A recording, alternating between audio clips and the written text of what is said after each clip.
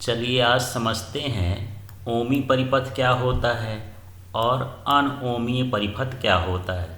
तो इनके नाम में ही परिभाषा है, ये लिखा है ओमीय। इसका मतलब है कि जो ओम नियम का पालन करता होगा वही ओमी परिपथ या ओमी चालक कहलाएगा। इसी तरह से जो अनओमी है वो क्या कहलाएगा, जो ओम नियम का पालन नहीं करता होगा। तो इनके नाम में ही इनकी परिभाषाएं छिपी हुई हैं, इसलिए सरल सा टॉपिक है। चलिए अब यहाँ पर देखते हैं ओमी परिपथ या ओमी चालक क्या होगा। तो वे परिपथ या वे चालक जो ओम नियम का पालन करते हैं वो क्या कहलाएंगे, ओमी परिपथ। अब यदि कोई ओम नियम का पालन करता है और हम धारा और विभवांतर के बीच का ग्राफ खींचते हैं तो वह ग्राफ कैसा प्राप्त होता है, सरल रेखा। सरल रेखा का मतलब ये है कि मान लीजिए ये इस अक्ष की ओर क्या है, धारा है, और इस अक्ष की ओर जो है विभवांतर है। और यदि हम इसके बीच ग्राफ खींचें जो ओमी चालक है तो उसका ग्राफ इस तरह से सरल रेखा प्राप्त होता है। धात्विक चालक ओमी परिपथ हैं तो कुछ कंडीशन में यदि उनकी भौतिक अवस्था में परिवर्तन न हो, ताप में परिवर्तन न हो, उनमें कोई विकृति न हो, तोड़ फोड़ न हो, तो जितने भी धात्विक चालक होते हैं, जितने भी धातुएं होती हैं वो एक तरह के ओमी परिपथ का कार्य करते हैं या ओमी चालक होते हैं। अब यहाँ पर यदि हम ओमी परिपथ के विभवांतर तथा प्रवाहित धारा का अनुपात निकाल दें, यहाँ निष्पत्ति का मतलब अनुपात है, तो वो क्या कहलाता है, प्रतिरोध कहलाता है। आप लोग पहले पढ़ चुके हो ओम के नियम से ये भी इक्वल टू होता है आई आर।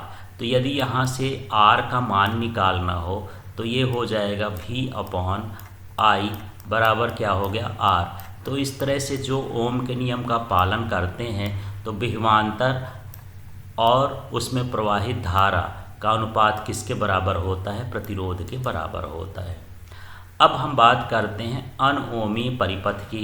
तो अनओमी परिपथ या अनओमी चालक क्या कहलाएंगे, जो ओम नियम का पालन नहीं करते हैं वो अनओमी परिपथ कहलाते हैं। धारा और विभवांतर के बीच जो ग्राफ होता है वो सरल रेखा नहीं होता है। अर्थात यदि मैं यहाँ पर एक अक्ष में यहाँ पर धारा ले लेता हूँ, दूसरे अक्ष पर यहाँ पर मैं विभवांतर ले लेता हूँ, और यहाँ पर मैं किसी डायोड के लिए या अर्धचालक के लिए यदि ग्राफ बनाऊंगा तो उनका ग्राफ इस तरह से ऐसा चला जाता है। तो एक ये सरल रेखा हमें प्राप्त नहीं होता है, अर्थात ये कैसा चालक हो जाएगा, अनोमी चालक हो गया।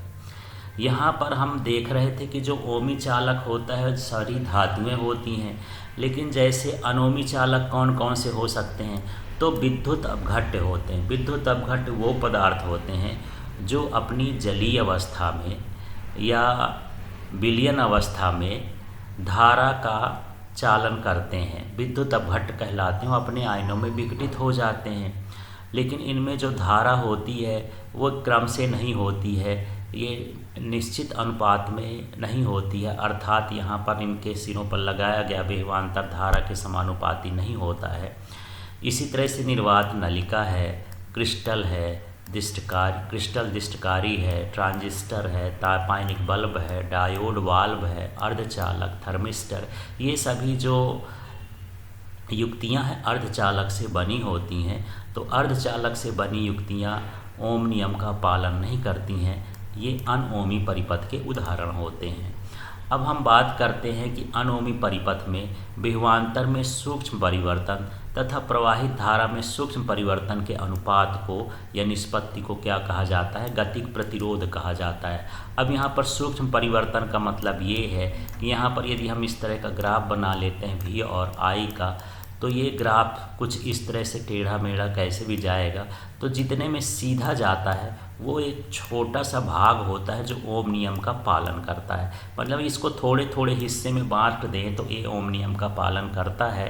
तो यहाँ पर यह जो छोटा हिस्सा है इसके अनुसार हम यदि प्रतिरोध निकालें तो यहाँ पर ये धारा का सूक्ष्म परिवर्तन कहलाएगा और यहीं पर ये विभवांतर का भी सूक्ष्म परिवर्तन कहलाएगा।